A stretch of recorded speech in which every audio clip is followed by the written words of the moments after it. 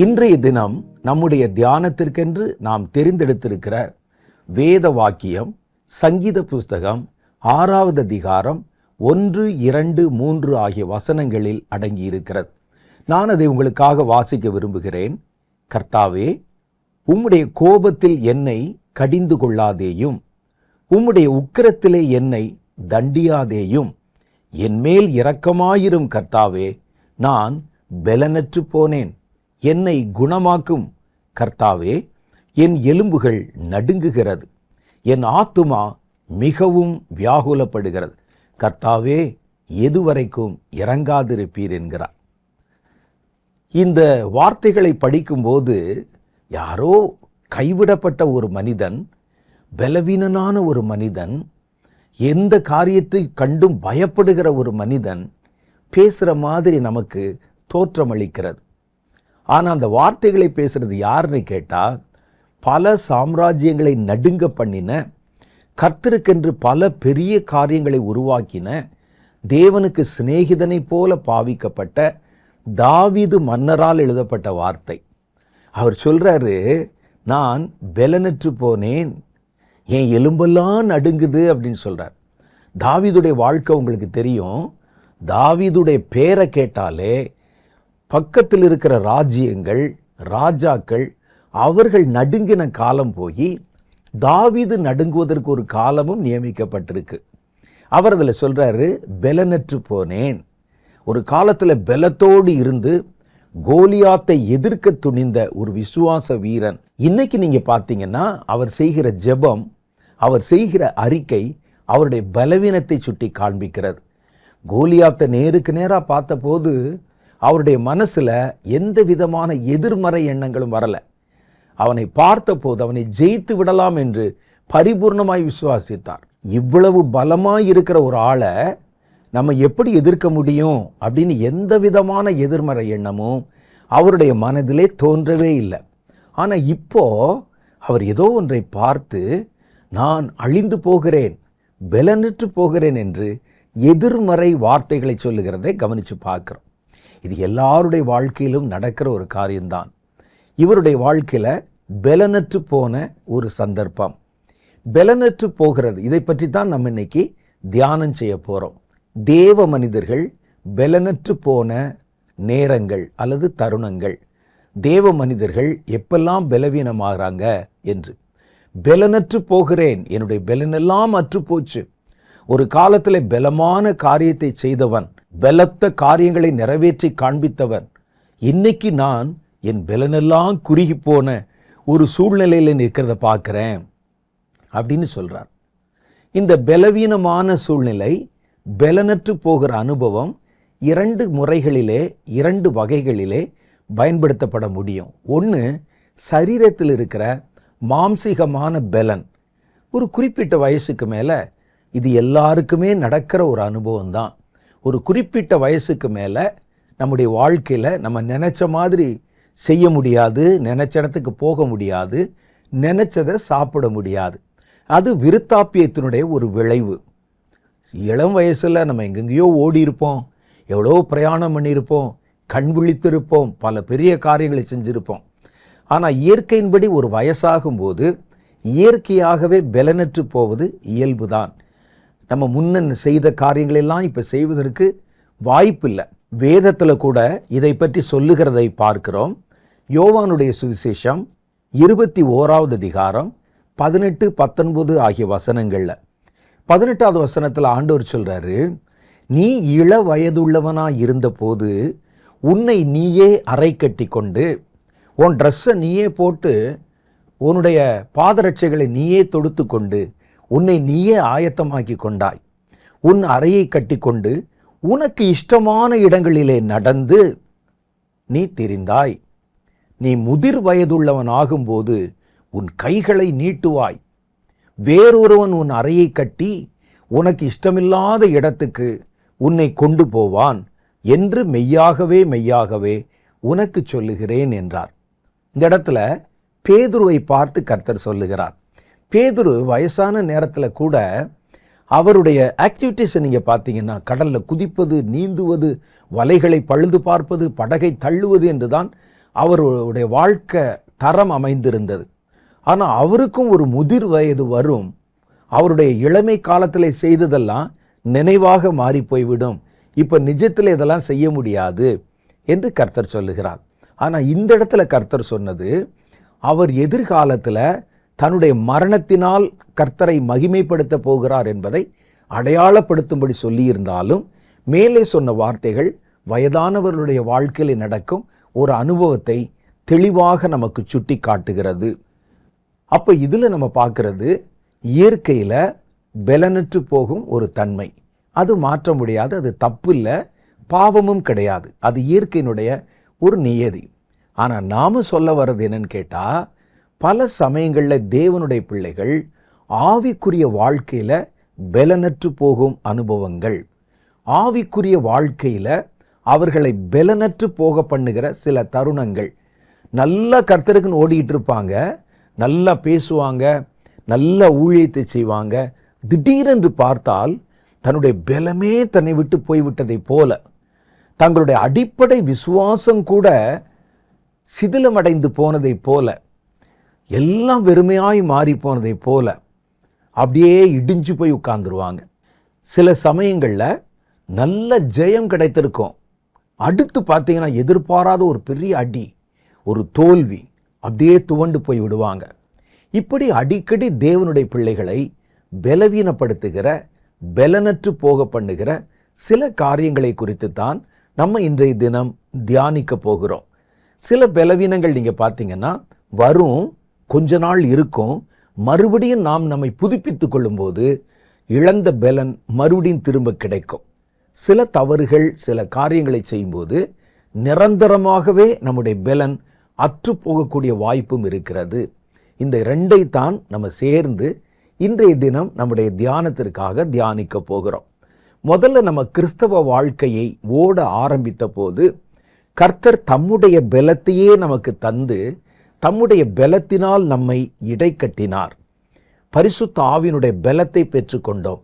இன்னைக்கு நம்முடைய ஓட்டம், நம்முடைய விசுவாசம், நம்ம கர்த்தருக்குன்னு செய்கிற காரியங்கள் எல்லாமே தேவனுடைய ஆவியினால தான் வழிநடத்தப்படுகிறது. அப்போ கர்த்தர் தம்முடைய பாதையிலே நம்ம ஓடி வரும்போது நம்மை அழைத்த போதே தம்முடைய பலத்தினால் நம்மை இடைக்கட்டினார். ஆனால் நம்முடைய வாழ்க்கையில் சில மதியீனமான காரியங்களுக்கு இடம் கொடுக்கும்போது கர்த்தருடைய வல்லமையை நம்ம முழுவதும் பயன்படுத்தி கொள்ள முடியாத ஒரு சூழ்நிலை வந்து விடுகிறது. அந்த மாதிரி நேரத்தில் தான் நம்முடைய பலன் அற்று போய், இதுக்கு முன்னால் எவ்வளவோ செஞ்சுருப்போம், இன்றைக்கி நம்ம ஒன்றும் செய்ய முடியாத ஒரு சூழ்நிலை வந்துடும்.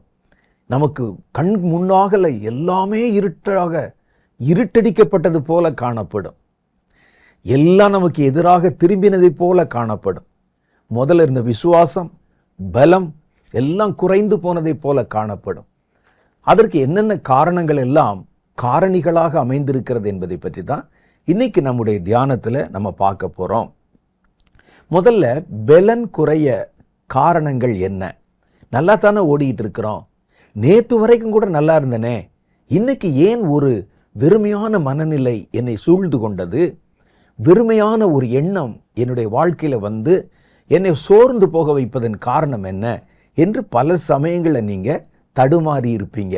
நிறைய பேர் சொல்லுவாங்க, எனக்கு இப்போல்லாம் ஜெபமே பண்ண முடியலை பிரதர், ஒரு ஊழியம் செய்யணும்னு நம்ம நினச்சா சோர்வாக இருக்கிறது, தியானம் பண்ணணும்னு நினச்சா தூக்கமாக வருகிறது, நல்லா ஜெபம் பண்ணுவேன், இங்கே சர்ச்சில் என்னை தான் கூப்பிட்டு ஜெபம் பண்ண சொல்லுவாங்க, ஜெபக்குழு கூட வச்சுருக்கிறேன், ஆனால் சில நாட்களாக ஜெபத்தில் முழங்கால் படிக்கிட்டா என்னுடைய பலன் அற்றுப்போனதை போல, ஒரு வார்த்தை ஜெபம் பண்ணால் அடுத்த வார்த்தை வரமாட்டேங்குது, நான் ரொம்ப கஷ்டப்படுகிறேன், ஏதோ ஒரு ஆவிக்குரிய சோர்வு என்னை அழுத்தி கொண்டிருப்பதை தெளிவாக புரிய முடியுதுன்னு பல பேர் என்னிடத்தில் பகிர்ந்து கொண்டிருக்கிறதை நான் கேட்டிருக்கிறேன். வேதத்தில் தேவ பிள்ளைகளின் பலன் குறைய சில காரணங்கள் சொல்லப்பட்டிருக்கிறது. அதில் முதல் காரணம் நம்முடைய சுய பலத்தை நம்பி செயல்படுவது. சில சமயங்களில் பார்த்தீங்கன்னா தேவனுடைய பலத்தில் இயங்கிக் கொண்டிருந்த நாம் சில சமயத்தில் அனுபவங்கள் பெருகும்போது தேவ பலத்திலிருந்து அப்படியே நம்முடைய பலத்துக்கு நம்மை மாற்றிக்கொள்ளுவோம். சில பெரிய நிறுவனங்களில் நீங்கள் பார்த்தீங்கன்னா எலக்ட்ரிசிட்டி வந்து கொண்டிருக்கும், ஜெனரேட்டர் வந்து கொண்டிருக்கும். இந்த கரண்ட் இதில் வந்து கொண்டிருப்பது கட்டான உடனே அது அப்படியே மாறி ஜெனரேட்டரிலிருந்து செயல்பட ஆரம்பிக்கும். அப்படி செயல்படும்போது ஒரு வினாடி நேரம் அது மாற்றப்பட்டு வேகமாக அந்த கரண்ட் நம்ம இடத்துல வந்துடும். ஆனால் ஜெனரேட்டர்லேருந்து வர்ற கரண்ட்டுக்கும் இயல்பாக வரக்கூடிய கரண்ட்டுக்கும் நிறைய வித்தியாசம் இருக்கிறது. அதை நீங்களே கவனித்து பார்த்துருப்பீங்க. அதே போல தான் தேவனிடத்திலிருந்து வருகிற வல்லமை நம்மிடத்தில் செயல்பட முடியாமல் கிரியை செய்யும்போது அந்த நேரத்தில் நம்முடைய சுய பலம் கிரியை செய்ய ஆரம்பித்து விடுகிறது. சுய பலத்தில் கிரியை செய்யும்போது நமக்கு பலனற்று போனதை போல, சோர்ந்து போகிறதை போல ஒரு சூழ்நிலை உண்டாகிறதை கவனித்து பார்க்க முடிகிறது. எப்போ நம்ம சுய பலத்தை சார்ந்து கிரியை செய்ய ஆரம்பிக்கிறோமோ அப்பொழுது நமக்குள்ளே ஒரு மனச்சோர்வும் பலனற்று போன ஒரு தன்மையும் வருகிறது. ஏன்னா நம்முடைய பலன் என்பது குறுகிய காலத்து பலன். நம்முடைய சுய பலன் என்பது குறுகிய காலத்து பலன். தேவனுடைய பலன் என்பது நிரந்தரமான ஒரு பலன் என்பதை நம்ம அறிந்து கொள்ளணும். சங்கீத புஸ்தகம் 147 அதிகாரம் 10வது வசனத்தில் கர்த்தர் சொல்லுகிறார், கர்த்தர் குதிரையின் பலத்திலே விருப்பமாயிரார், வீரனுடைய கால்களிலே பிரியப்படார், தமக்கு பயந்து தம்முடைய கிருபைக்கு காத்திருக்கிறவர்கள் மேல் கர்த்தர் பிரியமாயிருக்கிறார். பார்த்தீங்களா? பல சமயங்களில் நாம் நம்முடைய அனுபவத்தை சார்ந்து நம்முடைய சுய பலத்துக்கு நம்முடைய காரியங்களை மாற்றிக்கொள்ளுகிறோம். அப்போ தான் சுயபலத்திலே மாற்றிக்கொள்ளும்போது தான் நமக்கு எதிர்பாராத இழப்புகள் உண்டாகி விடுகிறது, தோல்விகள் உண்டாகி விடுகிறது, மனதிலே பாரம் வந்து விடுகிறது, பலம் அற்றுப்போய் விடுகிறது. அது எப்படி நடக்குது அப்படின்னு பார்த்தீங்கன்னா, ஆவியிலே தான் நம்ம ஆரம்பம் பண்ணியிருக்கிறோம். துவக்க காலத்தில் நீங்கள் பார்த்தா கர்த்தருக்கு ஒரு காரியத்தை செய்கிறதுக்கு முன்னால் தேவனுடைய ஒத்தாசைக்கு நீங்கள் காத்திருப்பீங்க. ஆண்டவரே, இன்னைக்கு நான் பிரசங்கம் பண்ணணும், இன்னைக்கு நான் ஒரு இடத்துல ஜெபம் பண்ணணும், இன்னைக்கு உங்களுடைய ஊழியத்தை செய்யணும், என்னை வழிநடத்துங்க, என்னை பலப்படுத்துங்கன்னு துவக்க நாட்களில் நீங்கள் கர்த்தருடைய உதவிக்காக மன்றாடி இருப்பீங்க. இதுவே நீங்கள் பல இடங்களில் பிரசங்கம் பண்ண பல கூட்டங்களில் போய் ஜெபம் பண்ண இப்போ உங்களுக்கே என்ன ஆயிடுதுன்னா, எப்படி பிரசங்கம் பண்ணணும் ப்ராக்டிஸ் ஆயிடுது, எப்படி ஊழியம் செய்யணும் ப்ராக்டிஸ் ஆயிடுது. அப்படி ப்ராக்டிஸ் ஆன உடனே இப்பொழுது நாம் தேவனுடைய ஒத்தாசையை தேடுவதை குறைத்து கொள்ளுகிறோம். நம்மால் செய்ய முடியாதுன்னு சில இடங்களில் நினைக்கும் போது தான் அந்த நேரத்தில் முழங்கால் படிட்டு ஜெபம் பண்ணுறோம். மற்றதெல்லாம் நம்ம கடந்து போகும்போது நம்ம பார்க்காத கூட்டமா, நம்ம செய்யாத ஜெபமா என்ற எண்ணத்திலே நம்ம மாம்சத்துக்கு இடம் கொடுத்து விடுகிறோம். வேதம் சொல்லுகிறது, கர்த்தர் நீங்கள் சுய பலத்திலே இயங்குவதை விரும்புவதில்லை. அதைத்தான் அவர் அங்கே சொல்றார். குதிரையினுடைய பலத்திலே கர்த்தர் விருப்பமாயிரார், வீரனுடைய கால்களிலும் அவர் பிரியப்படுவதில்லை. தமக்கு பயந்து தம்முடைய கிருபையை சார்ந்திருக்கிறவர்கள், அவருடைய பலத்தை எதிர்பார்க்கிறவங்க, அதுதான் பிரியம். நம்மை அறியாமலே ட்ராக் மாறும், நமக்கே தெரியாது. ஊழியம் தானே செய்கிறோம் நினைப்போம், ஒரு பிரசங்கம் தானே பண்ணுகிறோம் என்று நினைப்போம், ஒரு ஜெபந்தானே பண்ணுகிறோம் என்று நினைப்போம். ஆனால் அந்த ஜெபத்தை கர்த்தருடைய ஒத்தாசையோடு பண்ணுறோமா, கர்த்தருடைய பலத்தை கொண்டு பண்ணுகிறோமா, நம்முடைய பலத்தை கொண்டு பண்ணுகிறோமா என்பதுதான் கேள்விக்குறி. சில நாட்கள் ஆன உடனே நம்மை அறியாமலே நாம் தேவனுக்கு என்று செய்த கிரியைகள் மாம்ச பலத்துக்கு மாற்றப்பட்டு சுய கிரியைகளாக மாறிடும். அப்பத்தான் நமக்கு தோல்விகள் உண்டாகின்றன, தடுமாற்றங்கள் வருகின்றன, பலன் அற்றுப்போனதை போல இருக்கிறது. பலன் அற்றுப்போகிறது என்றாலே அது மனுஷ பலமாகத்தான் இருக்க முடியும். மனுஷனுடைய பலன் தான் அற்றுப்போவதற்கு வாய்ப்பு இருக்கிறது. தேவனுடைய பலன் ஒரு நாளும் அற்றுப்போகாது. நம்முடைய பலன் என்பது ஒரு கருவியில், ஒரு டார்ச் லைட்டில் போட்டிருக்கிற பேட்டரியினுடைய பலன் போன்றது. அது கொஞ்சம் நேரத்துக்கு பயன்படுத்த அது குறைஞ்சு போயிடும். இதைத்தான் நான் ஏற்கனவே உங்களுக்கு சொன்னேன். நீங்கள் தேவனுடைய பலத்தை சார்ந்திருக்கிற வரைக்கும் நீங்கள் பெலன் அற்று போகவே போகிறதில்லை. பெலன் அற்று போகிறது என்ற வார்த்தை வந்தாலே அது மனுஷனுடைய பலத்தை பற்றி தான் சொல்லப்படும். அது சுய பலத்தை பற்றி தான் சொல்லப்படும். அப்போ எனக்கு ஜோமே பண்ண முடியல, அந்த பெலனே அற்றுப்போன மாதிரி இருக்குது அப்படின்னு நம்ம சொன்னால், கொஞ்ச நாட்களாக நீங்கள் மாம்சத்தில் உங்கள் பலத்தில் ஜெபம் பண்ணியிருக்கீங்க. அப்படி ஜெபம் பண்ணாதான் இந்த பெலன் அற்றுப்போவதற்கு வாய்ப்பு இருக்கிறது. வேதத்தில் பாருங்க, ஆயி பட்டணம் என்ற ஒரு பட்டணத்தின் மேலே யோசுவாவும் அவனை சார்ந்த இஸ்ரவேலர்களும் படையெடுத்து போன போது நடந்த சம்பவம். எல்லாம் மனமடிவாகி உட்கார்ந்துட்டாங்க. என்ன நடந்தது அப்படின்னு பார்த்தா, அந்த பகுதியில் அந்த சம்பவத்தில் நிறைய விஷயங்களை நம்ம கவனிக்க முடிகிறது, தியானிக்க முடிகிறது, புரிந்து கொள்ள முடிகிறது, அறிந்து கொள்ள முடிகிறது. அப்படி என்ன போட்டிருக்கு அப்படின்னா, யோசுவா 7வது அதிகாரம் 1-6 வரைக்கும் உங்களுக்கு வாசிட்டு இது என்ன சம்பவம் என்பதை நான் உங்களுக்கு விளக்கி சொல்லுகிறேன். இஸ்ரவேல் புத்திரர் சாபத்தீடானதிலே துரோகம் பண்ணினார்கள். எப்படியெனில், யூதா கோத்திரத்து சோராகுடைய குமாரனாகிய சப்தியின் மகன் கர்மீசுக்கு பிறந்த ஆகான் என்பவன் சாபத்தீடானதிலே சிலதை எடுத்துக்கொண்டான். ஆகையால் இஸ்ரவேல் புத்திரர் மேல் கர்த்தருடைய கோபம் உண்டது. யோசுவா எரிகோவிலிருந்து பெத்தேலுக்கு கிழக்கில் உள்ள பெத்தாவேன் சமீபத்தில் இருக்கிற ஆயி பட்டணத்துக்கு போகும்படி ஆட்களை அனுப்பி, நீங்கள் போய் அந்த நாட்டை வேவு பாருங்கள் என்றான். அந்த மனுஷர் போய் ஆயி பட்டணத்தை வேவு பார்த்து யோசுவாவிடத்தில் திரும்பி வந்து அவனை நோக்கி, ஜனங்கள் எல்லோரும் போக வேண்டியதில்லை, ஏறக்குறைய 2000-3000 பேர் போய் ஆயியை முறியடிக்கலாம், எல்லா ஜனங்களையும் அங்கே போகும்படி வருத்தப்படுத்த வேண்டியதில்லை, காரணம் அவர்கள் கொஞ்சம் பேர் தான் என்றான். அவர் போய் பார்க்கிறார், அந்த ஆயிங்கிற பட்டணம் உள்ள போய் பார்க்குறாங்க, அது கொஞ்சம் பேர் தான் இருக்கிறாங்க. இஸ்ரவேலர்கள் அவ்வளோ பேரும் யுத்த வீரர்கள் போக வேண்டிய அவசியம் இல்லை, கொஞ்சம் பேர் அனுப்பும் அந்த பட்டணத்திற்கு என்றான். அப்படியே ஜனங்களில் ஏறக்குறைய 3000 பேர் அவ்விடத்துக்கு போனார்கள். ஆனாலும் அவர்கள் ஆயியின் மனுஷருக்கு முன்பாக முறியடிந்து ஓடி போனார்கள். பார்த்தீங்களா, 3000 பேர் போனாங்க, கொஞ்சம் பேர் தான் இருக்கிறாங்க நினைச்சிட்டு இவர்கள் ஆயி பட்டணத்து ஜனங்களால விரட்டி அடிக்கப்பட்டாங்க. அவர்கள் முன்பாக இஸ்ரவேலர்கள் முறிந்தோடி போனார்கள். சில பேர் அதில் மரிச்சு போயிட்டாங்க. ஆயியின் மனுஷர் அவர்களில் ஏறக்குறைய 36 பேரை வெட்டி போட்டாங்க. இஸ்ரவேலர்களை 36 பேரை வெட்டிட்டான். இவர்கள் புறமிதுகிட்டு திரும்பி ஓடி போகிறார்கள்.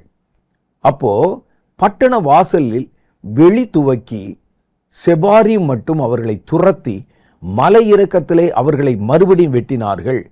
ஜனங்களின் இருதயம் கரைந்து போயிற்று. அதான் பெலனற்று போச்சு.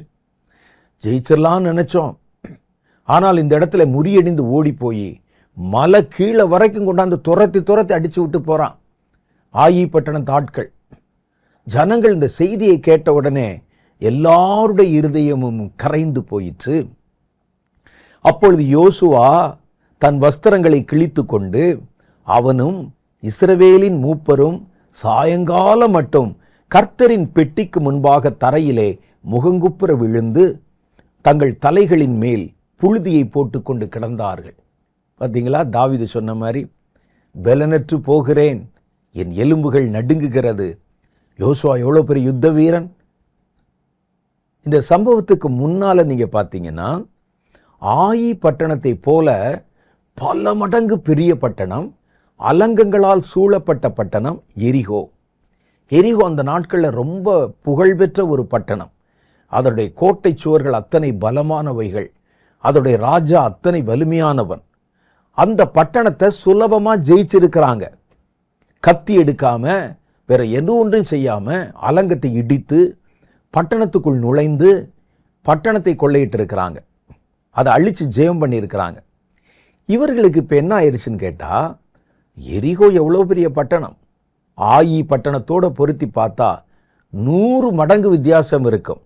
இது ஒரு சின்ன கிராமம் மாதிரி, பட்டணம் தான் பேரு, கிராமம் மாதிரி. இதில் போய் நம்ம தோற்று ஓடி இருக்கிறோம். எரிகோ பட்டணத்தில் நமக்கு அவ்வளோ பெரிய ஜெயம் கிடைத்தது. அந்த ஜெயம் கிடைத்த மமதையில தான் நம்ம எவ்வளோ பெரிய பட்டணங்களை பார்த்துருக்குறோங்கிற அந்த கர்வத்தில் தான் தப்பபிப்பிராயம் கொண்டு அவர்கள் இது சின்ன பட்டணம் தான், இதுக்கெல்லாம் நம்ம இவ்வளோ அலட்டி கொள்ளணுமா, ஒரு 3000 பேர் போனால் போதும் என்று அண்டர் எஸ்டிமேட் பண்ணிட்டாங்க. இதில் இவர்கள் செய்த தவறுகள் என்ன அப்படின்னு நீங்கள் கேட்டிங்கன்னா, முதல் வசனம் 7வது அதிகாரத்தில் சொல்லுகிறது, கர்த்தருடைய மனசில் இவர்கள் மேலே கோபம் இருந்தது.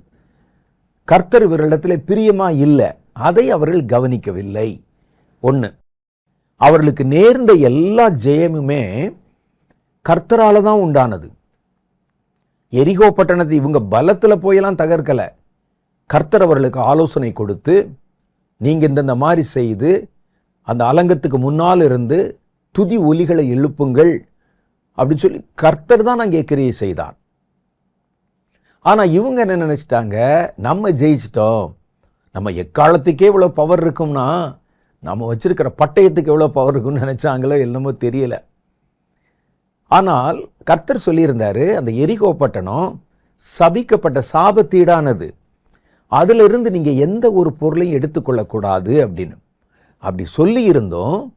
ஆகான் என்ற ஒருவன் அங்கே காணப்பட்ட விலையுயர்ந்த சில பொருட்களை எடுத்து ஒளித்து வைத்திருந்தான். அது சபிக்கப்பட்ட காரியத்தை உள்ள கொண்டு வந்திருக்கிறாங்க. கர்த்தர் அதை கவனித்திருக்கிறார். கர்த்தர் அதனால் அவர்கள் மேலே கோபமாக இருந்தார். இப்போ இவங்க சண்டைக்கு போகணும். இப்போ என்ன செஞ்சிருக்கணும், எரிகோ பட்டணத்தின் அலங்கம் அடைத்திருந்த போது யோசுவா கர்த்தரிடத்தில் ஜோமனி கேட்டாரே, முகங்குப்புற விழுந்து கேட்டாரே, நாங்கள் இந்த பட்டணத்தை எப்படி ஜெயிப்பது, அவ்வளோ பெரிய அலங்கத்தின் கதவுகளை அடைத்து போட்டு விட்டார்களே, நாங்கள் எப்படி மேற்கொள்ள முடியும்னு கேட்டபோது கர்த்தர் ஆலோசனை கொடுத்தார்ல. அப்போ ஒரு பெரிய அலங்கத்தை பார்த்தபோது கர்த்தரிடத்தில் கேட்ட நீங்கள் இந்த பட்டணம் சின்னதுன்னு சொன்ன உடனே கர்த்தரிடத்தில் கேட்கல. நீங்கள் கர்த்தரிடத்தில் கேட்டிருந்தா கர்த்தர் சொல்லியிருப்பார், உங்கள் மேலே சாபத்தீடான ஒன்று இருக்கிறது, இது நிமித்தம் என் கோபம் உங்கள் மேலே இருக்கிறது, இப்போ நீ போனீன்னா ஒரு சிறுவன் கூட உன்னை விரட்டி விடுவான், உன்னுடைய பலம் என்பது நீ அல்ல நான் அப்படின்னு கர்த்தர் சொல்லியிருப்பார். அவருடைய பலன் கர்த்தர் தானே. இப்போ கர்த்தருக்கும் இவங்களுக்கும் இடையிலேயே பிரச்சனை ஆகிப்போச்சு. அது இவங்களுக்கு தெரியல, கேட்டிருந்தா தெரிஞ்சிருக்கும்.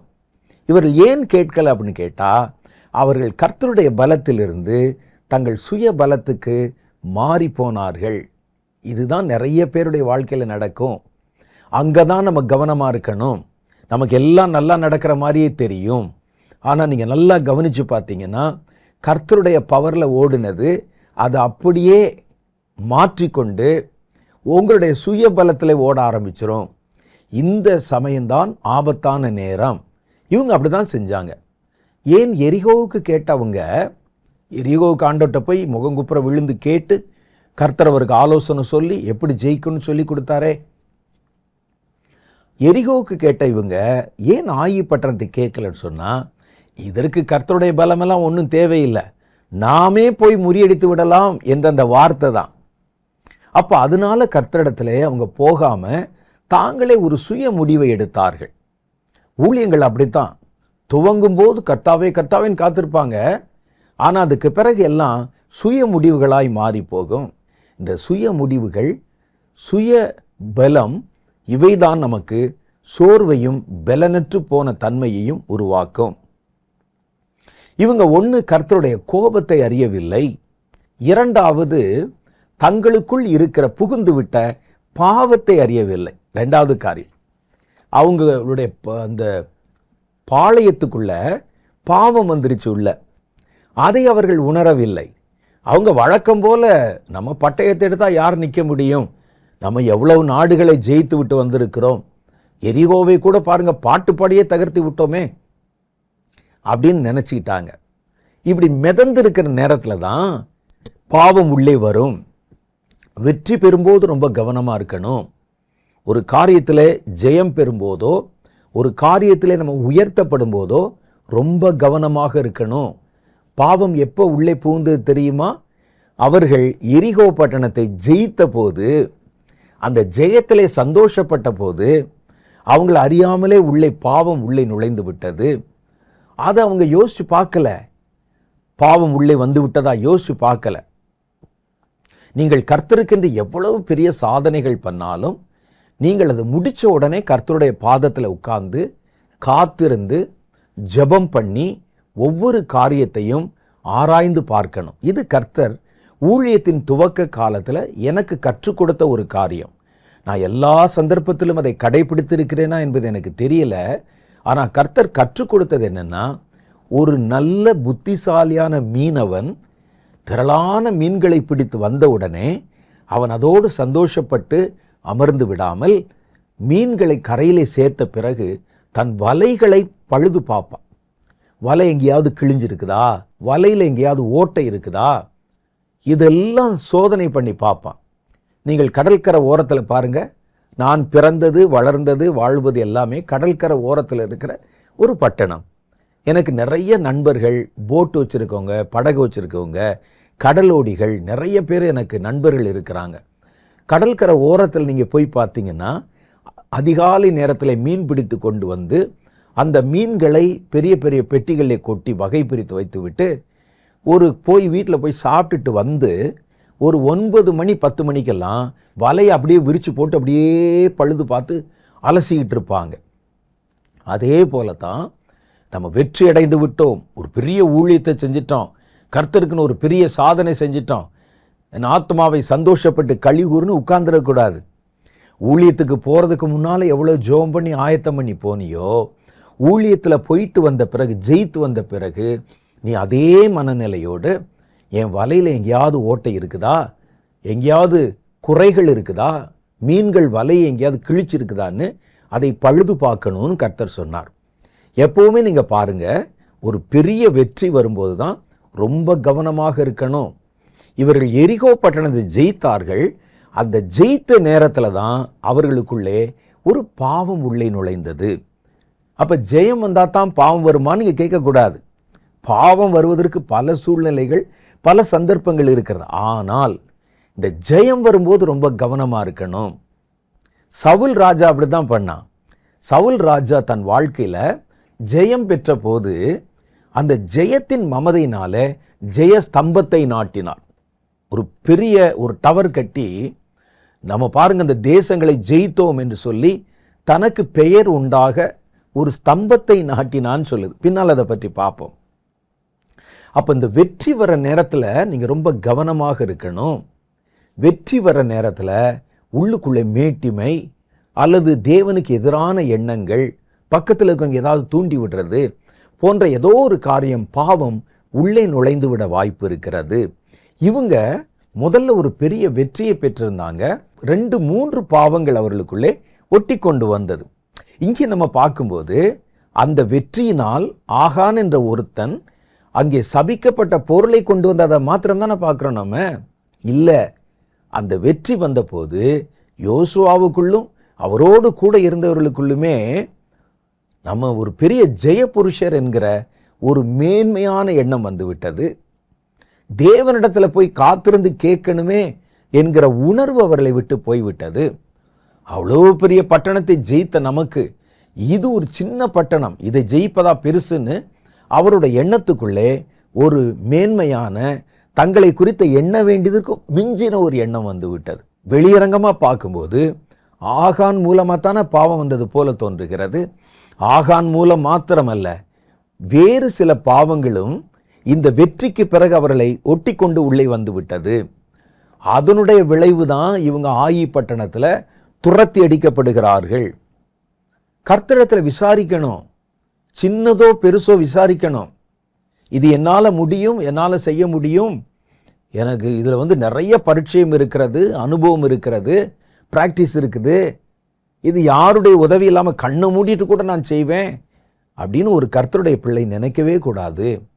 ஒவ்வொரு முறை சிறிதோ பெரிதோ நீங்கள் ஒரு காரியத்தை செய்ய போகும்போது தேவனுடைய பிள்ளைகள் தேவனுடைய ஒத்தாசையை தேடணும். அப்போ இவங்களுக்குள்ள என்னென்ன வந்துச்சு பாருங்க. கர்த்தர் தங்கள் மேல் கோபமாய் இருக்கிறது என்பதை புரிந்து கொள்ளவில்லை. கர்த்தருடைய மனநிலை என்ன? நேற்றைக்கு கர்த்தர் நம்ம மேலே சந்தோஷமாக இருந்தார், இன்னைக்கு நம்ம மேலே எப்படி இருக்கிறார்? நடுவில் ஒரு பாவம் வந்துருச்சே. எரிகோவிலே அவர்களோட பேசி துணையாயிருந்த அதே கர்த்தர் அடுத்து 7வது அதிகாரம் வரும்போது கோபமாய் மாறிவிட்டார். ஏன்னா நடுவில் ஒரு பாவம் உள்ளே நுழைந்து விட்டது. அப்போ கேட்கணுமில்ல, எரிகோவில் கேட்டாங்கல்ல. அப்போ ஒன்று, கர்த்தருடைய மனோநிலை நமக்கு தெரியணும். 2வது, தங்களுடைய பாவத்தை அறியணும். நேற்று இருக்கிறது இன்னைக்கு செல்லாது. 3வது, கர்த்தரிடத்தில் எதுவாயிருந்தாலும் விசாரித்தறிய வேண்டும். இதை மாத்திரம் நீங்கள் மனசில் வச்சுக்கோங்க. உங்கள் பலன் ஒரு நாளும் குறைந்து போகாது. ஒவ்வொரு காரியத்திலும் ஆவிக்குரிய பலன் என்பது குறைஞ்சு போகாது. மாம்ச பலன் என்பது வேற. அது இயற்கையிலே ஒரு வயசான காலங்களில் தாவீது சொன்னது மாம்ச பலம். அவர் வயசான காலத்தில் பாருங்க, குளிர் தாங்க முடியாமல் எவ்வளவு போர்வைகளை போற்றினாலும் அவனுக்கு அனல் உண்டாகவில்லை என்று எழுதியிருக்குது. அது இயற்கையில் எல்லாருக்கும் வர்றது. ஆனால் நம்ம பார்த்து கொண்டிருப்பது ஆவிக்குரிய பலனற்று போகிற நிலை. அப்போ நம்ம ஒவ்வொரு காரியத்திலும் பலனற்று போகாமல் கர்த்தருக்குன்னு திடமாக ஓடணும்னா நம்ம செய்ய வேண்டிய காரியம் என்ன? சின்னதோ பெருசோ, உங்களால் முடியாததோ முடிந்ததோ, நீங்கள் கர்த்தருடைய ஒத்தாசை நாடுங்கள், கர்த்தரிடத்தில் விசாரியுங்கள்.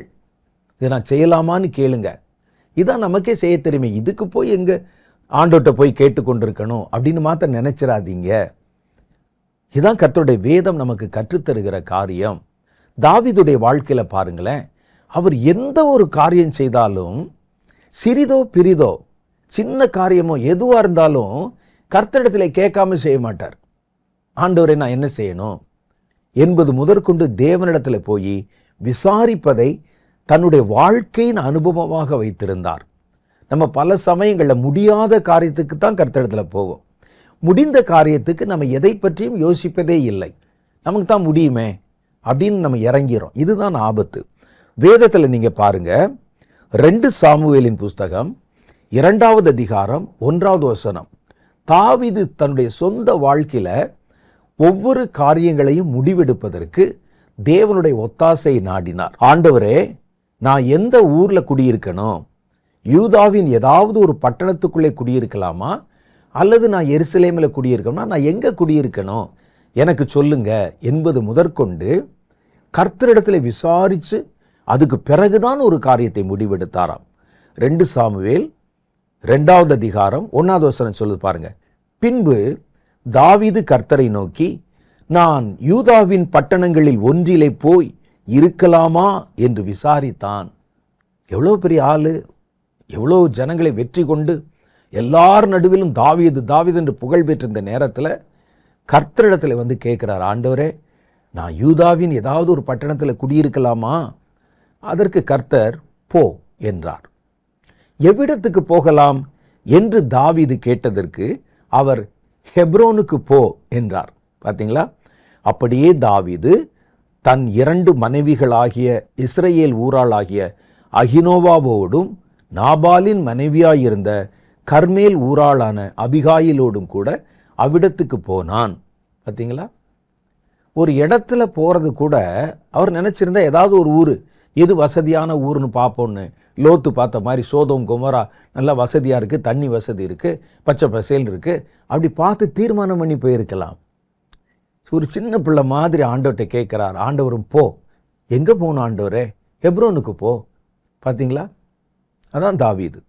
2வது காரியம் பாருங்கள். தாவீது தீமை நேர்ந்த நிலையிலே கர்த்தரிடத்தில் போய் விசாரிக்கிறார். என்ன விசாரித்தார்? 2 சாமுவேல் புஸ்தகம் 21வது அதிகாரம் 1வது வசனம் சொல்லுது, தாவீது நாட்களிலே 3 வருஷம் ஓயாத பஞ்சம் உண்டாயிருந்தது. தண்ணி இல்லை, சாப்பிட்றதுக்கு உணவில்லை தாவீதின் நாட்களில். அப்பொழுது தாவீது கர்த்தருடைய சமூகத்தில் விசாரித்தான். ஒரு தீமை வர நேரத்தில் இதுக்கு என்ன நம்ம முடிவெடுப்பது, என்ன செய்வதுன்னு தன்னுடைய மந்திரிகளை கூப்பிட்டு ஆலோசனை பண்ணாமல் கர்த்தரிடத்தில் விசாரித்தான். இந்த பஞ்சம் ஏன் வருகிறது ஆண்டவரே? எல்லாம் நல்லா தானே போயிட்டு இருந்தது, 3 வருஷம் இந்த பஞ்சம் ஏன் வருகிறது? கர்த்தரிடத்தில் விசாரிக்கும் போது தான் நம்ம இப்போ அடைந்து கொண்டிருக்கிற சில காரியங்களுக்கு உண்டான காரணங்கள் வெளிப்படுத்தப்படும். இல்லாமல் தாவீது மற்றவர்களைப் போல தன் சுயத்தை சார்ந்து மந்திரி பிரதானிகள் எல்லாம் கூப்பிட்டு என்னையா 3 வருஷமா மழை பெய்யல, தண்ணி இல்லை, பஞ்சமா இருக்குது, என்ன செய்யலாம்? இங்கிருந்து ஆற்றை திருப்பி கொண்டு வருவோம், இங்கிருந்து நெல்லெல்லாம் கொண்டு வந்து கொள்முதல் பண்ணுவோம், எகிப்தில் விலைக்கு வாங்குவோம், இப்படி ஏதாவது ஆலோசனை பண்ணியிருந்தால் தப்பா போயிருக்கும். இவருடைய பஞ்சத்திற்கு காரணம் வேறொரு காரணம் இருந்தது. இவருக்கு அந்த டவுட் வந்துருச்சு. ஆண்டவர்கிட்ட போய் கேட்கிறார், எங்க நாட்டில் 3 வருஷம் பஞ்சமா இருக்குதே, காரணம் என்ன ஆண்டவரேன்னு கேட்டா கர்த்தர் சொல்றார், கிபியோனியரை கொன்று போட்ட சவுலுக்காகவும் இரத்த பிரியரான அவனுடைய வீட்டாருக்காகவும் இது உண்டாயிற்று என்றார். கிபியோனியர்கள் உங்களுக்கு தெரியும், மோசேயின் காலத்தில் இஸ்ரவேல் ஜனங்கள் எகிப்தை விட்டு புறப்பட்ட போது இஸ்ரவேலர்கள் மாத்திரம் இல்லை, அவர்களோடு சொன்ன வார்த்தைகள் மேல் நம்பிக்கை வைத்த சில புறஜாதியினரும் அவர்களோட கலந்து கொண்டு தான் புறப்பட்டாங்க. அதை வேதத்தில் நம்ம பல இடத்துல வாசிக்கலாம். அதிலே ஒரு இனம்தான் கிபியோனியர்கள். இந்த கிபியோனியர்களுக்கு அவர்களை பிடித்து விசாரித்த போது, அவங்க பயந்து அவரிடத்துல தஞ்சம் புகுந்த போது அவர்களுக்கு ஒரு வாக்கு இஸ்ரவேலர்களால் கொடுக்கப்பட்டிருந்தது. உங்களை நாங்கள் எந்த விதத்திலும் துன்புறுத்த மாட்டோம், நீங்கள் பயம் இல்லாமல் எங்கள் நடுவிலே வாசம் பண்ணலாம் என்று அவர்களுக்கு சொல்லப்பட்டிருந்தது. ஆனால் சவுல் என்ன செய்தார்? ராஜாவா வந்த பிறகு அவர்களோடு பண்ணின அந்த உடன்படிக்கையை, அவருடைய முற்பிதாக்கள் பண்ணின உடன்படிக்கையை மனசில் வைக்காம, இவர்களெல்லாம் யார்? புறஜாதிகள், இவங்களெல்லாம் வெட்டி போடணும்னு சொல்லிட்டு தங்கள் நடுவிலே சுகமாய் தங்கியிருக்கிற, நம்பிக்கையோடு தங்கியிருக்கிற கிபியோனியர்களை கொலை செய்ய ஆரம்பித்தான், வெட்டி போட்டான். கர்த்தர் பார்த்தார், உடன்படிக்கை பண்ணி எங்க ஜனங்கள் போல இவர்கள் எங்களோட சேர்த்துக்கொள்ளன்னு சொல்லி நம்பிக்கையை கொடுத்துட்டு உன் நடுவிலே தங்கி இருக்கிற அந்நியனை கொன்று போடுகிறாய். இது சாபம், நியாயப்பிரமாணத்தில் சாபம். அவர்கள் நிமித்தம்தான் இந்த பஞ்சம் உண்டாயிட்டு இருந்தார். கேட்காம இருந்திருந்தா இந்த பஞ்சம் எதனால வந்துன்னு தெரியாது. வேற முயற்சி செய்திருந்தா செய்து கொண்டே இருக்க வேண்டியதான், பலன் கிடைத்திருக்காது. உடனே அவர் கேட்கிறார். அப்பொழுது ராஜா கிபியோனியரை அழைத்தான். ஓ, இதான் பிரச்சனையா? ஆண்டவர்கிட்ட விசாரிச்சு கேட்கும், இதான் பிரச்சனையா? எங்கள் பலமெல்லாம் குறைந்து போனதற்கு இவர்கள் அந்த உடன்படிக்கை மீறினதுதான் காரணமா? இப்போ அதை மறுபடியும் நம்ம எப்படி ரெக்டிஃபை பண்ணுவது? அப்பொழுது அவர் கிபியோனியரை அழைப்பித்தான். கிபியோனியரோ இஸ்ரவேல் புத்திரராயில்லாமல் எமோரியரில் மீதியாயிருந்தவர்கள். அவர்களுக்கு இஸ்ரவேல் புத்திரர் ஆணையிட்டிருந்தும், நீங்க எங்க நடுவில் இருக்கலான்னு ஆணையிட்டு சொல்லியிருந்தோம். சவுல் இஸ்ரவேல் புத்திரருக்காகவும் யூதாவுக்காகவும் காண்பித்த வைராகியத்தினால் அவர்களை வெட்ட வகை தேடினான். ஆகையால் தாவீது கிபியோனியரை பார்த்து, நான் உங்களுக்கு செய்ய வேண்டியது என்ன? உங்களுக்கு கொஞ்சம் பேரை வெட்டியாச்சு, சில பேரை கொண்டுட்டாங்க, தெரியாம கொண்டுட்டாங்க. நான் உங்களுடைய மனம் குளிரும்படி நாங்கள் உங்களுக்கு செய்ய வேண்டிய பிராயச்சித்தம் என்ன? நீங்கள் கர்த்தருடைய சுதந்திரத்தை எங்களை நீங்க ஆசீர்வதிக்கும்படிக்கு நாங்கள் செய்ய வேண்டிய பிராயச்சித்தம் என்ன என்றான். பார்த்தீங்களா? இதான் தாவீது. ஒரு பெலன் குறையும் போது அந்த பெலனை எப்படி பெருக்கிக் கொள்ளணும், அதை எப்படி சரிப்படுத்தணும், அதை கர்த்தரிடத்தில் விசாரித்த போதுதான் அவருக்கு அந்த காரியம் புலப்படுத்தப்பட்டது. நீங்க பலவீனமா போனதற்கு, பலட்சியம் அடைந்திருப்பதற்கு, பெலனற்று போயிருப்பதற்கு காரணம் இதுதான். கிபியோனியரை அழைத்து கேட்கிறான். கிபியோனியர் சொல்றாங்க, இதற்காக நாங்கள் வேற ஒன்றும் கேட்கல, உங்க தேசத்துல நிலம் கேட்கல, சுதந்திரம் கேட்கல, எங்களை கொன்று போட்ட குடும்பத்தை மாத்திரம் எங்கள் கையில் ஒப்படைங்க, அவர்களை அதே போல் அந்த நிலத்திலே நாங்கள் வெட்டி போடணும்னு கேட்டாங்க. அதே போல் நடந்தது. அது பின்னால் வர சரித்திரம். ஆனால் இங்கே நம்ம பார்க்குறது என்னன்னு கேட்டால், அந்த கிபியோனியர் மூலம்தான் அவர்களுக்கு செய்த ஒரு தீமை தான் இந்த சாபத்திற்கு காரணம் என்று தாவீது விளங்கி கொண்டார். காரணம் என்ன தெரியுமா? அவர் எது ஒன்று வந்தாலும் கர்த்தரிடத்தில் விசாரித்து கேட்பதை வழக்கமாக வைத்திருந்தார். மூணாவது காரியம் பாருங்க, அவருடைய குடும்பம் கொள்ளையாகி போயிருது. இவர் வெளியே போயிட்டு வர்றாரு, அவருடைய வீட்டாரு, பிள்ளைகள், மனைவி எல்லாரையும் கொள்ளையிட்டு கொண்டு போயிடுறாங்க. இப்போ என்ன செய்யணும்? உடனே கோபம் வந்த தாவீது, நான் எவ்வளோ பெரிய யுத்த வீரன், எல்லா தேசங்களும் எனக்கு நடுங்குகிறது, யார் கொண்டு போனது, எந்த பக்கம் போனா, அப்படியே குதிரைகளை திருப்புங்கள், அப்படியெல்லாம் போயிருக்கணும். மனைவியை கொண்டு போயிட்டாங்க, வீட்டை கொண்டு போயிட்டாங்க, சொத்துக்களை கொண்டு போயிட்டாங்க. இவர் உட்கார்ந்து ஆண்டவரத்தில் கேட்கிறார், ஆண்டவரே நான் உங்களை பின்தொடர்ந்து போய் பிடிக்கலாமா, போனால் நான் திருப்பிட்டு வந்துடுவேனா என்று கேட்கிறார். அப்போ பாருங்க, தேவனிடத்தில் ஒரு அவசரமான சூழ்நிலையில கூட வீடு இப்போ திடீர்னு தீப்பிடிச்சு எரியுதுன்னு வச்சுக்கோங்க, நீங்கள் என்ன செய்வீங்க? வீட்டில் உடனே தண்ணியை ஊற்றுவீங்களா? கர்த்தரிடத்தில் உட்கார்ந்து, ஆண்டவரே இதை நாங்கள் அணைத்து போடலாமா, அணையுமா அணையாதா அப்படின்னு கேட்பீங்களா? ஆனால் பாருங்கள், இதுதான் அங்கே தாவீது. அவருக்கு எல்லாம் இருண்டு போன ஒரு சூழ்நிலையிலையும் கர்த்தருடைய ஒத்தாசையை தேடினார். 1 சாமுவேல் புஸ்தகம் 30வது அதிகாரம் 1 சில வசனங்கள் சொல்லுகிறது. தாவீதும் அவன் மனுஷரும் 3ஆம் நாளிலே சிக்லாகுக்கு வந்து சேருகிறதுக்குள்ளே அமலேக்கியர் தென்புறத்து சீமையின் மேலும் சிக்லாகின் மேலும் விழுந்து சிக்லாகை கொள்ளையடித்து அதை அக்னியினால் சுட்டெரித்து அதிலிருந்த ஸ்திரீகளாகிய சிறியவர்களையும் பெரியவர்களையும் சிறைப்பிடித்து ஒருவரையும் கொன்று போடாமல் அவர்களை பிடித்து கொண்டு தங்கள் வழியே போய்விட்டார்கள். தாவீதும் அவன் மனுஷரும் அந்த பட்டணத்துக்கு வந்தபோது அது அக்னியினால் சுட்டெரிக்கப்பட்டதென்றும் தங்கள் மனைவிகளும் தங்கள் குமாரரும் தங்கள் குமாரத்திகளும் சிறைபிடித்து கொண்டு போகப்பட்டார்கள் என்றும் கண்டார்கள். அப்பொழுது தாவீதும் அவனோடு இந்த ஜனங்களும் அழுகிறதற்கு தங்களில் பெலன் அற்று போகும் அளவுக்கு சப்தமிட்டு அழுதார்கள். தாவீது 2 மனைவிகளாகிய இஸ்ராயேல் ஊராளாகிய அகினாவோமும் கர்மேல் ஊராளாகிய நாபாலின் மனைவியாயிருந்த அபிகாயிலும் சிறைப்பிடித்து கொண்டு போகப்பட்டாங்க. தாவீது மிகவும் நெருக்கப்பட்டான். சகல ஜனங்களும் தங்கள் குமார குமாரத்திகளின் நிமித்தம் மன கிளேசமானார்கள். அவனை கல்லெறிய வேண்டும், தாவீதை கல்லெறிய வேண்டும் என்று சொல்லிக் கொண்டார்கள். தாவீது தன் தேவனாகிய கர்த்தருக்குள்ளே தன்னை திடப்படுத்தி கொண்டான். தாவீது அகிமெலேக்கின் குமாரனாகிய அபியத்தார் எனும் ஆசாரியனை நோக்கி, ஏபோத்தை என்னிடத்தில் கொண்டு வா என்றான். அபியத்தார் ஏபோத்தை தாவீதிடத்தில் கொண்டு வந்தான். தாவீது கர்த்தரை நோக்கி, நான் இந்த தண்டை, அந்த படைகளை பின்தொடர வேண்டுமா? அதை நான் மீட்டுக் கொள்வேனா, பிடிப்பேனா என்று கேட்டார். அதற்கு கர்த்தர், அதை பின்தொடர், நீ அதை பிடித்து சகலத்தையும் திருப்பிக் கொள்வாய் என்றார். பார்த்தீங்களா, அந்த நெருக்கமான சூழ்நிலையில, எல்லாம் அற்றுப்போன சூழ்நிலையில கூட கர்த்தருடைய உதவியை நாடின மனுஷன். இவங்க ஒரு நிமிஷம் ஆயிப்பட்டினத்துக்கு போறதுக்கு வேவு பார்க்கறதுக்கு ஆட்கள் அனுப்பினாரே யோசுவா, ஆள் அனுப்பின அந்த நேரத்தில் இவர் முழங்கால் படியிட்டு, கர்த்தாவே இந்த சின்ன பட்டணத்தை பிடிக்க நாங்கள் போகலாமான்னு கேட்டிருக்கலாம். அவன் மனுஷனுடைய வார்த்தைகளை நம்பினான். வேவுக்காரருடைய வார்த்தைக்கு முக்கியத்துவம் கொடுத்தார். கர்த்தருடைய வார்த்தையை தேடணுமே நினைக்கல. நல்ல பரிசுத்தவான்கள் தான், நல்ல ஓட்டம். ஆனால் எல்லாருக்குள்ளேயும் ஒரு பலவீனம். சில சமயங்களில் சில காரியங்களில் பல பிழைகளை செய்து விடுவது உண்டு. அப்படி நடந்த ஒரு காரியம்தான் இது. அடுத்த காரியம் பாருங்க, அவங்க தங்கள் சுய பலத்தை நம்பினார்கள். கொஞ்சம் பேர் தான் என்றான். அப்ப அந்த கொஞ்சம் பேர் என்பது அவங்க பலத்தை விட எங்க பலம் பெருசு நினைச்சாங்க. அடுத்த காரியம் நம்ம ஏற்கனவே பார்த்தது தான், தங்களுடைய முந்தைய வெற்றியினால் பெருமை கொண்டிருந்தார்கள்.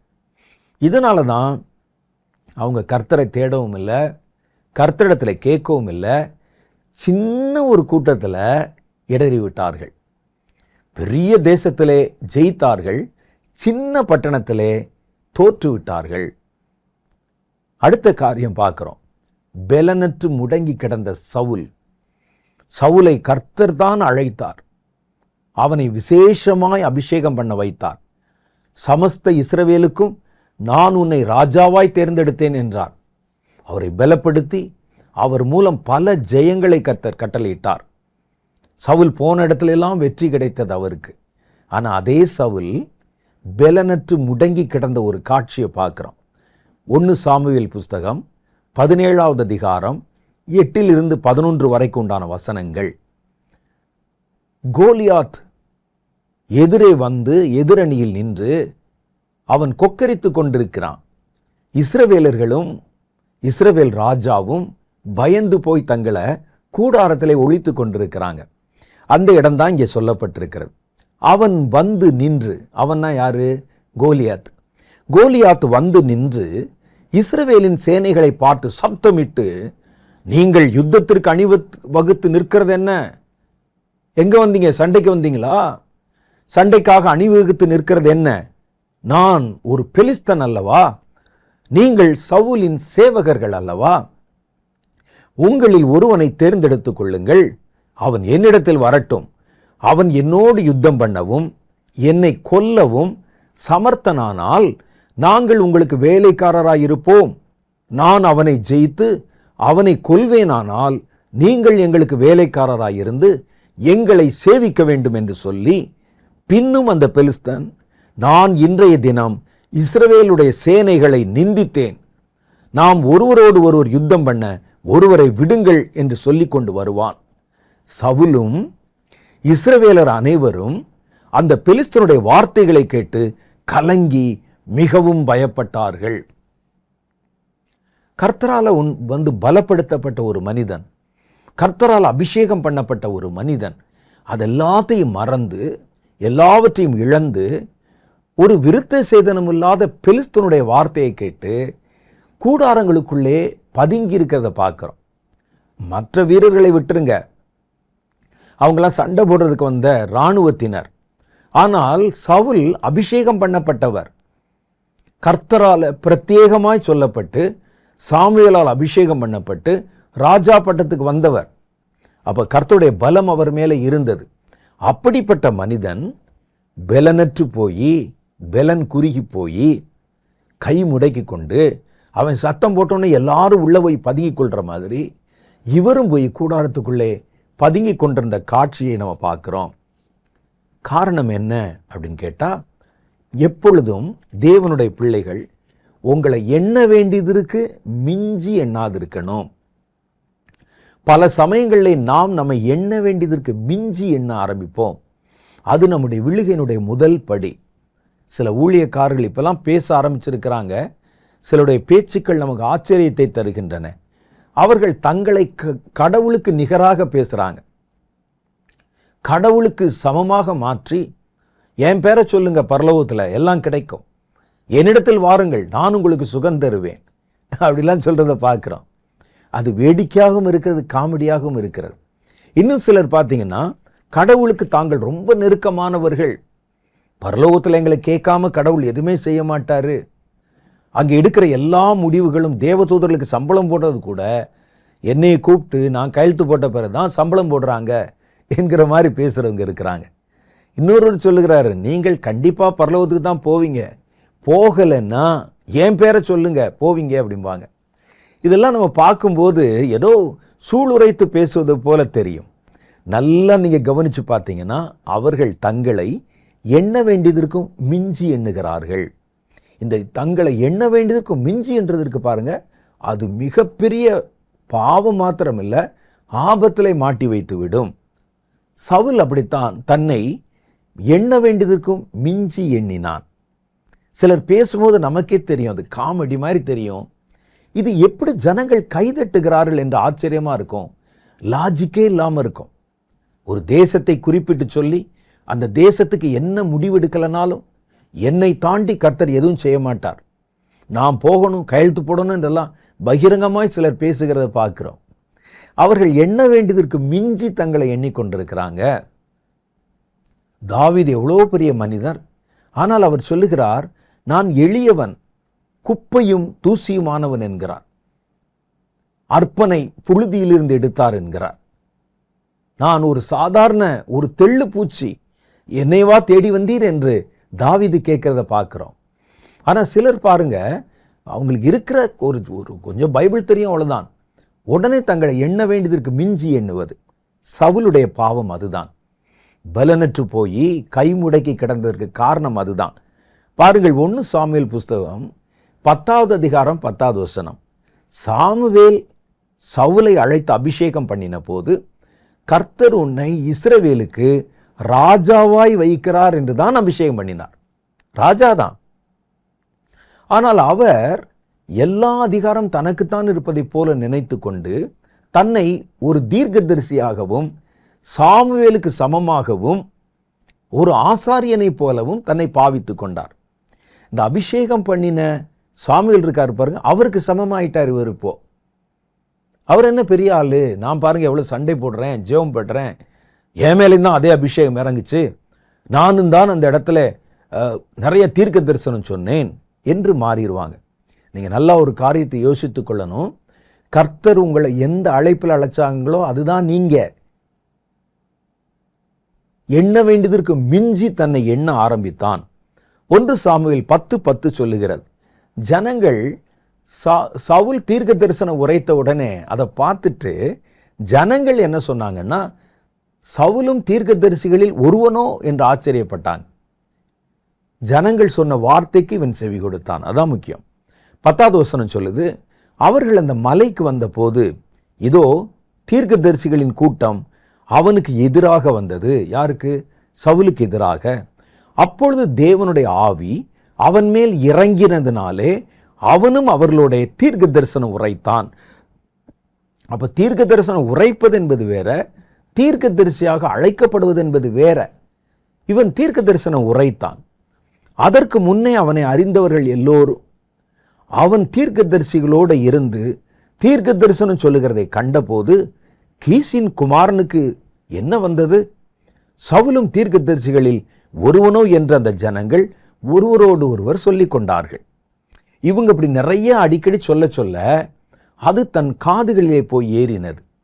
அப்ப கர்த்தர் என்ன சொன்னார் என்பதை மறந்துவிட்டு ஜனங்களுடைய வார்த்தை அவனுடைய இருதயத்தில் போனதுனால அவர் தன்னை சாமுவேல் தீர்க்கதரிசிக்கும் சமமாக நினைத்து கொண்டார். அதை விட அதிகமாகவும் நினைத்து கொண்டார். சாமுவேலை போல நானும் ஒரு தீர்க்கதரிசி, சாமுவேல் ராஜா இல்லை, ஆனால் நான் ராஜா. அப்போ நான் ராஜா பிளஸ் தீர்க்கதரிசி, சாமுவேல் வெறும் தீர்க்கதரிசி என்று தன் மனதில் எண்ணுவதற்கும் மிஞ்சி எண்ணிக்கொண்டார். இதுதான் அவருக்கு விழுதலுக்கு காரணமாக இருந்தது. அதை சவுலும் நம்பி சாமுவேல் தீர்க்கதரிசி செய்ய வேண்டிய வேலையை அவர் செய்ததை பார்க்கிறோம். 1 சாமுவேல் புஸ்தகம் 13வது அதிகாரம் 8-12 வரைக்கும். அதில் என்ன போட்டிருக்குன்னா, சாமுவேல் குறித்த காலத்தின்படி 7 நாள் மட்டும் காத்திருந்தான். சாமுவேல் கில்காலுக்கு வரவில்லை. ஜனங்கள் சவுலை விட்டு சிதறி போனார்கள். ஒரு பெரிய சர்வாங்க தகன பலி செலுத்துவதற்காக பலிபீடங்களையும் மேடைகளையும் ஆயத்தப்படுத்தி எல்லாரும் காத்திருக்கிறாங்க. சாமுவேல் சொன்னார், நான் 7வது நாள் வந்துடுவேங்கன்னு. கொஞ்ச நேரம் காத்திருந்தாங்க. சாமுவேல் வரவில்லை. இப்போ உள்ள காலம் மாதிரியா இருக்குது. அவங்க நடந்து பிரயாணம் பண்ணி வரணும். உடனே ஜனங்கள் கொஞ்சம் அப்படியே கலைய ஆரம்பிச்சாங்க. அது வரைக்கும் நின்னவங்க கலைய ஆரம்பிச்சாங்க. அப்பொழுது சவுல் சர்வாங்க தகன பலியையும் சமாதான பலிகளையும் என்னிடத்தில் கொண்டு வாருங்கள் என்று சொல்லி சர்வாங்க தகன பலியை தானே செலுத்தினான். என்னையா பலி செலுத்தின அவ்வளவுதானே, நானே செலுத்துகிறேன், நானும் தீர்க்கதரிசிகளில் ஒருவர் தான் என்பது பின்னால தொக்கி நிற்குது. இல்லாட்டா யாருமே அதை தொடமாட்டாங்க. அவன் சர்வாங்க தகன பலியிட்டு முடிகிற போது இதோ சாமுவேல் வந்தான். பலியிட்டு அப்பதான் முடிக்கிறாங்க. சாமுவேல் கரெக்டாக உள்ள வர்றாரு. ஒரு அரை மணி நேரம் பொறுத்திருந்தால் சாமுவேல் வந்திருப்பார். அவனை சந்தித்து வந்தனம் செய்ய சவுல் அவனுக்கு எதிர்கொண்டு போனான். ஐயா வாங்க வாங்க வாங்க அப்படின்னு போனான். உடனே அவர் கேட்கிறது பாருங்க, நீர் செய்தது என்ன என்று சாமுவேல் கேட்டதற்கு, சவுல் ஜனங்கள் எல்லோரும் என்னை விட்டு சிதறி போகிறதையும் குறித்த நாட்களின் திட்டத்திலே நீர் வராததையும் பெலிஸ்தர் மிக்மாசிலே கூடி வந்திருக்கிறதையும் நான் கண்டபடியினாலே கில்காலிலே பெலிஸ்தர் எனக்கு விரோதமாய் வந்துவிடுவார்கள் என்று பயந்து நான் கர்த்தருடைய சமூகத்தை நோக்கி விண்ணப்பம் பண்ணவில்லை என்று எண்ணி துணிந்து சர்வாங்க தகன பலியை செலுத்தினேன். நீங்கள் வர்றதுக்கு லேட் ஆயிடுச்சு. அங்கே இராணுவம் காத்திருக்கிறது. எதிரிகள் சண்டைக்கு ஆயத்தப்பட்டு கொண்டிருக்கிறாங்க. ஜனங்களும் கொஞ்சம் கொஞ்சமாக கலைய ஆரம்பிக்கிறாங்க. அப்போ என்ன செய்வது என்று நான் நினைத்து நானே துணிந்து சர்வாங்க தகன பலியை செலுத்தி விட்டேன் என்றான். அதான் அவனுடைய விழுகையின் காரணம். 2வது காரணம் பாருங்க, கீழ்ப்படியாமை. கர்த்தர் சொல்லியிருந்தார், நீ ஜெயித்த அந்த தேசத்தில் எந்த ஒரு பொருளை எல்லாவற்றையும் சங்கரிச்சிடணும், ஜீவனுள்ள எல்லாவற்றையும் சங்கரிச்சிடணும். அது ஆடு மாடுகளாக இருந்தாலும் சரி, எதையும் உன் கண் தப்ப விடக்கூடாது அப்படின்னு கர்த்தர் பேசியிருந்தார். ஆனால் சவுல் அதற்கு கேட்காம 1 சாமுவேல் 15வது அதிகாரம் சொல்லுகிறது, அவன் அந்த காரியத்தை அந்த தேசத்தில் இருக்கிற ஆடு மாடுகளில் நல்ல கொழுத்த மாடுகள் ஆடுகளை மாத்திரம் தனியாக ஓட்டிட்டு வந்து பின்னால் ஒளிச்சு வச்சிருந்தான். சாமுவேல் கண்ணுக்கு படக்கூடாது. பாருங்கள், 1 சாமுவேல் புஸ்தகம் 15வது அதிகாரம் 13வது வசனத்திலிருந்து, சாமுவேல் சவுலிடத்தில் போனான். சவுல் அவனை நோக்கி, நீர் கர்த்தரால் ஆசீர்வதிக்கப்பட்டவர், கர்த்தருடைய வார்த்தைகளை நிறைவேற்றி விட்டேன் என்றான். சாமுவேல் சவுலிடத்தில் போன உடனே, நீங்க உங்க மூலம் கர்த்தர் என்னென்ன சொன்னாரோ அதெல்லாம் நான் செஞ்சு நிறைவேற்றிட்டேன் என்று பெருமையாக சொன்னான். அதற்கு சாமுவேல், நான் சொன்னதெல்லாம் நீ நிறைவேற்றி இருந்தா, என் மூலம் கர்த்தர் சொன்னதெல்லாம் நீ நிறைவேற்றி இருந்தா, என் காதுகளில் விழுகிற ஆடுகளின் சத்தமும் மாடுகளின் சத்தமும் என்ன என்றான். பின்னால ஒளிச்சு வச்சிருக்கிறியே, சத்தம் போடுதே, அது என்ன என்றான். அதற்கு சவுல், அமலேக்கியரிடத்திலிருந்து அவைகளை கொண்டு வந்தார்கள். ஜனங்கள் ஆடு மாடுகளில் நலமானவைகளை உம்முடைய தேவனாகிய கர்த்தருக்கு பலியிடும்படி. பார்த்தீங்களா, தான் செய்த பாவத்துக்கு அவரை உள்ள பிடிச்சி இழுத்து போடுறான். உம்முடைய தேவனாகிய கர்த்தருக்கு பலியிடும்படிக்குத்தான் தப்ப வைத்தார்கள். மற்றவைகளை நாங்கள் முற்றும் அழித்து விட்டோம். கொண்டு வந்தது எனக்கு இல்லை, உங்களுக்கு, நீங்க பலி செலுத்துவதற்கு கடவுளுக்கு கொடுக்கத்தான் வச்சிருக்கிறோம் என்றான். அப்பொழுது சாமுவேல் அந்த பேச்சை விடும். கர்த்தர் இந்த ராத்திரியில் எனக்கு சொன்னதை சொல்லுகிறேன் என்று சவுலோடு சொன்னான். அதுக்கப்புறம் வருகிற காரியங்களை நீங்க படிச்சு பாருங்க. கீழ்ப்படியாமை உள்ளவர்கள் பலவீனம் அடைவார்கள். இதை நீங்க நல்லா புரிஞ்சுக்கங்க. கர்த்தருடைய காரியத்துல கீழ்ப்படியாமை. இந்த இடத்துல பாருங்க, அவனுடைய தவறுகளை சாமுவேல் சுட்டி காட்டுகிறார். உடனே என்ன செஞ்சிருக்கணும், இங்கேயே நாங்கள் கொண்டு போட்டுறோம்னு சொல்லியிருக்கணும். சாமுவேல் பேச பேச இவன் பதில் பேசிக்கொண்டே இருந்தான். கர்த்தரிடத்திலே நான் கற்றுக்கொண்ட ஒரு காரியம் அதுதான். கர்த்தரிடத்துல மாத்திரம் பதில் பேசிக்கொண்டே இருக்கக்கூடாது. நீங்கள் செய்த ஒரு காரியத்திற்கு காரண காரியங்களை அல்லது இது இப்படி அது இப்படின்னு விளக்கம் சொல்லி கொண்டிருக்க மாத்திரம் கூடாது. என்னுடைய 43 வருட ஊழிய அனுபவத்தில் நான் தெளிவாக புரிந்து கொண்டது அதுதான். கர்த்தரிடத்தில் மாத்திரம் எதிர் பேசக்கூடாது. கர்த்தர் சொன்னால் சரி அப்படின்னு சொல்லிடணும். அப்போ இங்கே கர்த்தருடைய வார்த்தைகளை சொல்லுகிற தேவனுடைய மனிதன் நீ செய்தது பாவம் என்று சொல்லுகிறார். இவர் பாருங்க, அங்கே பதில் பேசிக்கொண்டே இருக்கிறார். இல்லை இல்லை இல்லை, நாங்கள் எதுக்கு தப்ப வச்சோம், இதெல்லாம் கர்த்தருக்கு பலி கொடுப்பது. கர்த்தர் கேட்டார் அவங்ககிட்ட, உங்ககிட்ட கொடுக்கறதுக்கு தான் நான் கேட்டேன் அவங்ககிட்ட. அப்போ இப்படி பேசிக்கொண்டே இருந்த காரணத்தினால அதற்கு பிறகு பாருங்கள், பலியை பார்க்கிலும் கீழ்ப்படிதலும் செவி கொடுத்தல் உத்தமம் என்று அவருக்கு சொல்லப்பட்டு, நீ உன் ராஜ்ய பாரத்திலிருந்து தள்ளப்பட்டா என்று சொல்லப்பட்டது. அப்போ கீழ்ப்படியாமை உள்ளவர்கள், இந்த கீழ்ப்படியாமை, இந்த மேட்டிமை, இதெல்லாம் சேர்ந்து தான் ஒரு பெலிஸ்தனுக்கு முன்னால பெலனற்று போனவனாய் சவுலை மாற்றி போட்டது. அடுத்து நான் சொன்ன மாதிரி தனக்குத்தானே ஜெயஸ்தம்பத்தை நாட்டி கொண்டான். 1 சாமுவேல் புஸ்தகம் 15வது அதிகாரம் 12வது வசனம்.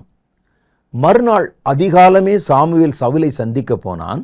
அப்பொழுது சவுல் கர்மேலுக்கு வந்து தனக்கு ஒரு ஜெயஸ்தம்பத்தை நாட்டினான் என்று அவனுக்கு சொல்லப்பட்டது. அவரே ஒரு பெரிய ஸ்தூபி கட்டி வச்சுக்கிட்டார். இந்த பக்கத்தில் இருக்கவனுங்களும் சும்மா இருக்க மாட்டாங்க. பக்கத்தில் இருக்கவங்க என்ன செஞ்சிருப்பாங்க, ஐயா நம்ம எவ்வளோ பெரிய ஜெயம் பெற்றிருக்கிறோம், எவ்வளோ வெற்றி அடைந்திருக்கிறோம், வாருங்கள் நாம் அதை கொண்டாடுவோம் என்று. என்னோட ஊழியத்தில் பழைய நாட்களில் பின்தொடர்ந்த சிலர், இப்போ இருக்கிறவங்கல்ல, பழைய நாட்களில் இருந்த ஒரு சிலர் எங்கூட இன்னும் தொடர்பில் இருக்கிறவங்க, ஒரு முறை சில வருடங்களுக்கு முன்னால் எனக்கு ஒரு இமெயில் அனுப்பி, நீங்கள் ஊழியத்துக்கு வந்து 40 வருஷம் நிறைவாகிவிட்டது, அதை ஒரு ஃபங்க்ஷனாக ஏன் கொண்டாடக்கூடாது அப்படின்னு கேட்டாங்க. நிறைய ஊழியக்காரர்கள் அதெல்லாம் அப்படி ஃபங்க்ஷனாக கொண்டாடுறாங்களே அப்படின்னு சொன்னாங்க. நான் ஒருவேளை பயந்து போயிட்டேன், எப்படி ஒருவேளை அவங்க கேட்காம என்கிட்ட செஞ்சுருவாங்களோ அப்படின்னு. காரணம் என்னென்னா, ஊழியம் செய்கிற நாம் அற்ப பிரயோஜனம் உள்ள மனிதர்கள், எங்கள் கடமையை மாத்திரம் நிறைவேற்றினோம் என்று சொல்லத்தான் நாம் அழைக்கப்பட்டிருக்கிறோம். போஸ்ட் ஒட்டி பொன்னாடை போத்தி 40 வருஷம் சாதித்தார் என்றால் ஒருவேளை சாதிச்சவங்க கொண்டாடலாம். நான் என்னை திரும்பி பார்க்கும்போது நான் கர்த்தருக்குன்னு சாதிச்சேன், வெட்டினேன், குத்தினேன்னு ஒன்றுமே இல்லை. அப்போ நம்ம எதை வைத்து கொண்டாட சொல்லுகிறார்கள் என்று தான் நான் யோசித்தேன். இப்போ பக்கத்தில் இருக்கவங்க சொன்ன போது தனக்கு தானே ஒரு ஜெயஸ்தம்பத்தை நாட்டினான். ஜெயஸ்தம்பத்தை நாட்டி தன்னை பெருமைப்படுத்தி கொண்டான். இப்படி மேட்டிமையினால் தள்ளப்பட்டு போவது, மேட்டிமையினால பலவீனம் அடைகிறோம். நேபுகாத்நேச்சார் அப்படித்தான் எல்லாத்தையும் கட்டி முடிச்சுட்டு அரண்மனை உப்பரிகையிலே நின்று பார்த்தார். இது என் பெருமை விளங்க நான் கட்டின மகா பாபிலோன் அல்லவா என்றார். அடுத்த நிமிஷமே அவர் தள்ளப்பட்டு வனாந்தரத்திலே திரிகிற ஒரு பைத்தியக்காரனை போல மாறினார். தானியேல் 5வது அதிகாரம் 18 சில வசனம் சொல்லுகிறது. ராஜாவே, உன்னதமான தேவன் உம்முடைய பிதாவாகிய நேபுகாத்நேச்சாருக்கு ராஜ்யத்தையும் மகத்துவத்தையும் கனத்தையும் மகிமையையும் கொடுத்தார். அவருக்கு கொடுக்கப்பட்ட மகத்துவத்தினாலே சகல ஜனங்களும் ஜாதியாரும் பாஷைக்காரரும் அவருக்கு முன்பாக நடுங்கி பயந்திருந்தார்கள். அவர் தமக்கு சித்தமானவனை கொன்று போடுவார், தனக்கு சித்தமில்லாதவனை உயிரோட வைப்பார், தமக்கு சித்தமானவைகளை உயர்த்துவார், தமக்கு சித்தமானவைகளை தாழ்த்துவார். ஆனால் அவருடைய இருதயம் மேட்டிமையாகி அவருடைய ஆவி கர்வத்தினாலே கடினப்பட்ட போது அவர் தமது சிங்காசனத்திலிருந்து தள்ளப்பட்டார். அவருடைய மகிமை அவரை விட்டு அகன்று போனது. அவர் மனுஷரிலிருந்து தள்ளப்பட்டார். அவருடைய இருதயம் மிருகங்களோட இருதயத்தை போல் ஆகிற்று. காட்டு கழுதைகளோட சஞ்சரித்தார். உன்னதமான தேவன் மனுஷரின் ராஜ்யத்தில் ஆளுகை செய்து தமக்கு சித்தமானவைகளை அதன் மேலே அதிகாரியாக்குகிறார் என்று அவர் அறியும் மட்டும் அவருக்கு அது சம்பவித்தது என்கிறார். பார்த்தீங்களா, கழுதைகளோட போய் நடந்து அவைகளோட படுத்து பைத்தியமாய் ஆயிட்டார் நேபுகாத்நேச்சார். மென்டலாகி அரண்மனை விட்டு ஓடி வனாந்திரத்திலே சஞ்சரித்தார். பைத்தியக்காரனை போல மாறி அரண்மனை விட்டு ஓடி வனாந்திரத்திலே சஞ்சரித்தார் என்று சரித்திரம் சொல்லுது, வேதமும் சொல்லுது. அப்ப மேட்டிமை, இந்த மேட்டிமை ஒருவனுக்கு வந்துருச்சுன்னா அது அவனை தாழ்த்துவதோடு மாத்திரமல்ல, அவனுக்கு பலமாய் கருதப்பட்ட பலனற்று போனவனாக மாறி போயிடுவாங்க. கடைசியா ஒரு காரியத்தை பார்த்து முடிவு செய்ய போறோம். இச்சையினால் வரும் பலனற்று போன தன்மைகள். இச்சை, பாவ இச்சை. சிம்சோன் உங்களுக்கு தெரியும், எவ்வளவு பெரிய பலவான். நியாயாதிபதிகளின் புஸ்தகம் 16வது அதிகாரம் 17 சொல்லுகிறது, தன் இருதயத்தையெல்லாம் அவளுக்கு வெளிப்படுத்தி, சவரகன் கத்தி தன் தலையின் மேல் படவில்லை, நான் என் தாயின் கர்ப்பத்தில் பிறந்தது முதல் தேவனுக்கென்று நசரேயனானேன், என் தலை மொட்டையடிக்கப்பட்டால் என் பலம் என்னை விட்டு போம், அதனாலே நான் பலட்சயமாகி மற்ற எல்லா மனுஷரை போல ஆவேன் என்று அவளிடத்தில் சொன்னான். அவளிடத்தில் சொன்னபோது தலையில் இருக்கிற முடியெல்லாம் ஷேவ் பண்ணிட்டாங்க. அடுத்து அந்த சிம்சோனை பார்க்குறோம், பலட்சயம் அடைந்து பலவீனனாகி பலனற்று போய் அடிமை போல வேலை செய்கிறத பார்க்கிறோம். இச்சையினால் உண்டாகிற ஆபத்து அதுதான். இவர் தனக்கு கர்த்தர் சொன்ன உடன்படிக்கையின் ரகசியத்தை ஒரு பெண்ணிடத்திலே, அந்த தெல்லிலாளிடத்திலே வெளிப்படுத்தினதின் காரணம் இச்சை. அவள் அலட்டி கொண்டே இருந்தாள். முதல் முறை ஒன்று சொன்னார், அதை அப்படியே செய்து பார்த்தாங்க, நடக்கலை. அப்போவாவது இவர் விழித்து கொண்டிருக்க வேண்டும். நம்ம இவரிடத்துல சொன்னால் உடனே தன்னுடைய எதிரிகளிடத்தில் இதை சொல்லி என்னை சிக்க வைக்க பார்க்கிறாள் என்று 2-3 முறை நடந்துச்சு. அதில் அவர் மனம் மாறல. அதை அவருடைய இச்சை அவருடைய கண்ணை மறைத்திருந்தது. அதான் காரணம். அதே சிம்சோனை பார்க்குறோம், கண் பிடுங்கப்பட்டு பலட்சயம் அடைந்து பலனற்று போனேன் என்று கதறிக்கொண்டு மாவரைத்து கொண்டு வேடிக்கை காட்டுகிற ஒருவனாக பார்க்கிறோம். அப்போ இச்சைக்கு இடம் கொடுத்தீங்கன்னா அது கொஞ்சம் கொஞ்சமாக நம்முடைய ஆவிக்குரிய பலனை ஒன்றுமில்லாமல் ஆக்கிவிடும். இச்சையினால் உண்டான ஆத்தும இழைப்பு. இச்சைக்கு இடம் கொடுத்தா என்ன வருமா? ஆத்துமாவில் ஒரு இழைப்பு. இழைப்புனா என்ன? எந்த ஒரு வேலையும் செய்ய முடியாத ஒரு பலவீனம். சங்கீத புஸ்தகம் 106வது அதிகாரம் 14-15 சொல்லுகிறது, வனாந்திரத்திலே அவர்கள் இச்சை உள்ளவர்களாகி அவாந்திர வெளியிலே தங்கள் தேவனை பரீட்சை பார்த்தார்கள். அப்பொழுது அவர்கள் கேட்டதை கர்த்தர் அவர்களுக்கு கொடுத்தார். அவர்கள் ஆத்துமாவிலேயோ இளைப்பை அனுப்பினார். இளைப்புனா இளைப்பாறுதல் இல்லை, இழப்பு, பலவீனம். ஏன் இப்படி ஆள் இப்படி ஒரு மாதிரி இழைச்சி போயிட்டேன்னு சொல்கிறோமே, அது மாதிரி ஒரு இளைப்பை, பலவீனமான ஒரு தன்மையை அவர்களுக்குள்ளே ஏற்படுத்தினார். அப்போ இச்சை என்ற பாவம் ஒரு மனிதனை பலவீனமாக்கி விடுகிறது.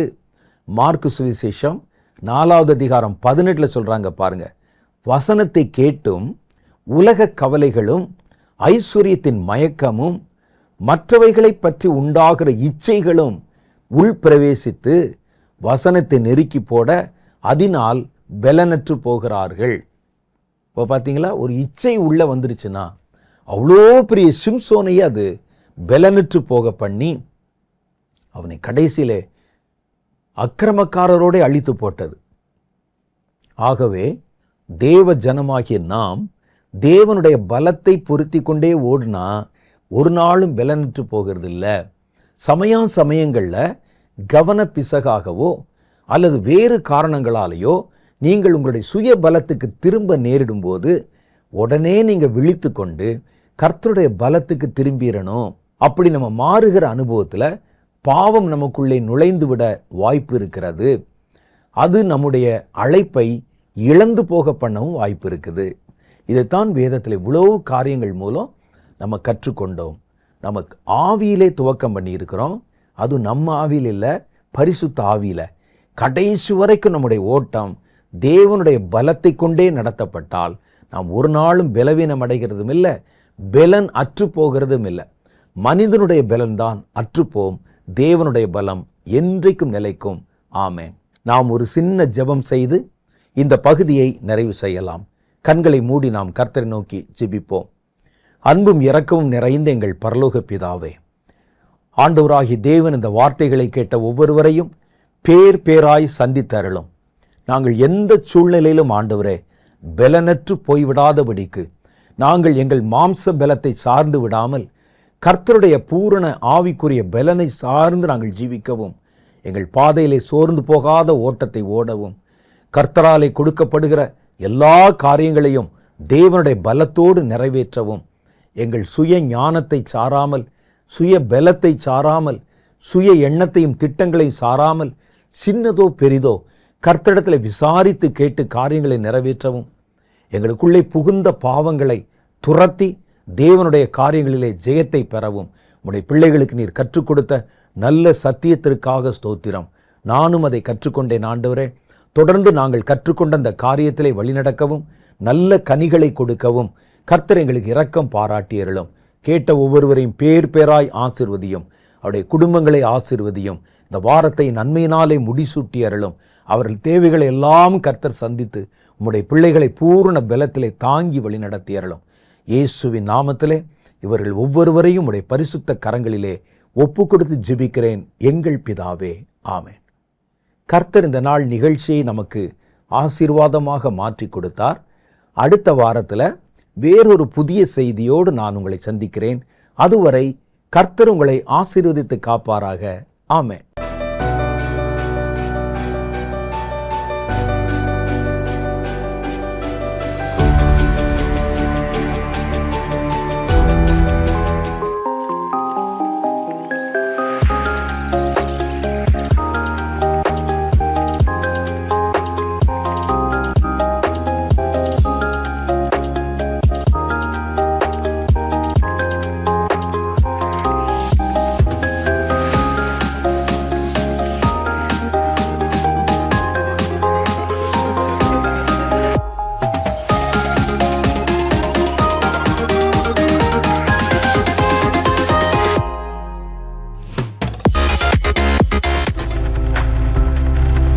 நீங்கள் பார்த்துக் கொண்டிருப்பது உங்கள் ஜாய் டிவி. உங்கள் துக்கம் சந்தோஷமாய் மாறும்.